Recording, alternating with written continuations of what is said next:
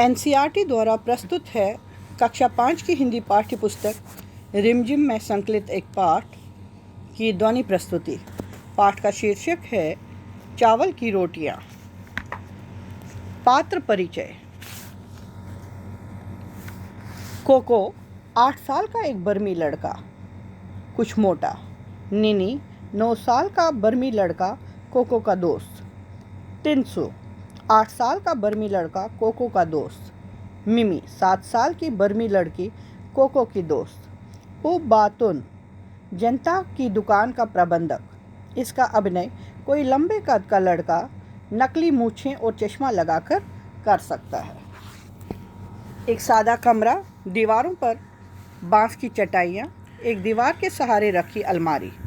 अलमारी के ऊपर एक रेडियो, चाय की केतली, कुछ कप और खाली गुलाबी फूलदान रखा है। कमरे के बीच फर्श पर एक चटाई बिछी है जिसके ऊपर कम ऊंचाई वाली गोल मेज रखी है। 2 दरवाजे, एक दरवाज़ा पीछे की ओर खुलता है और दूसरा एक किनारे की ओर। पंछियों के चहचहाने के साथ साथ पर्दा उठता है। दूर कहीं मुर्गा बांग देता है, कुत्ता भौंकता है, कहीं प्रार्थना की घंटियां बजती हैं। कोको आता है, जमाई लेकर अपने को सीधा करता है। माता पिता धान लगाने खेतों में चले गए हैं। जब तक माँ खाना बनाने के लिए लौटकर नहीं आती, मुझे घर की देखभाल करनी है। देखता हूँ माँ ने नाश्ते में मेरे लिए क्या बना कर रखा है। वह अलमारी की तरफ जाता है और उसे खोलकर देखता है। एक तश्तरी निकाल कर देखता है कि चावल की 4 रोटियां हैं। वह होंठों पर जीभ फेरता है और मुस्कुराता है। आहा, मज़ा आ गया। चावल की रोटियाँ मेरी मनपसंद चीज़। वह पेट मलता हुआ रोटियों को मेज़ पर रखता है और बैठ जाता है। आज तो डटकर नाश्ता होगा। वह एक रोटी उठाकर मुंह में डालने लगता है, तभी कोई दरवाजे पर दस्तक देता है। कोको, ए कोको, दरवाज़ा खोलो, मैं हूँ नीनी।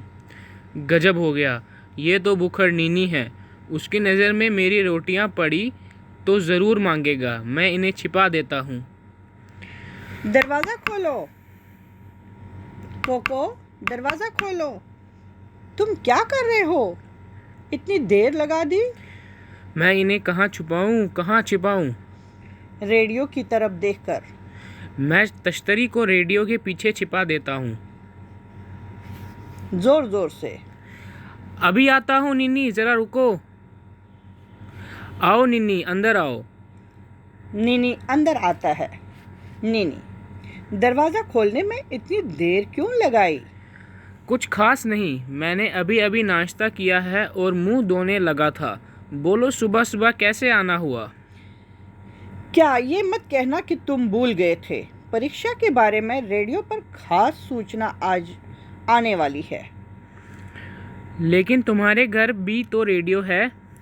वह खराब है, इसलिए सोचा तुम्हारे रेडियो पर सुनूंगा। नीनी गोल मेज पर के पास बैठ जाता है। नीनी, रेडियो उठाकर यहीं ले आओ ताकि हम आराम से लेटे लेटे सुन सके। निन्नी, हमारे रेडियो में भी कुछ खराबी है। आओ कोशिश करके देखें, मैं उठाकर ले आता हूँ। नीनी अलमारी की तरफ जाने लगता है।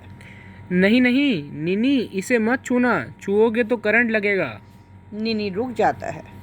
नीनी, मैंने तो इसे छू ही लिया था। भाई, मैं वह खबर ज़रूर सुनना चाहता हूँ। टिन्सु के घर जाता हूँ, तुम आओगे? नहीं। अच्छा, फिर मिलेंगे। नीनी तेज़ी से बाहर निकल जाता है।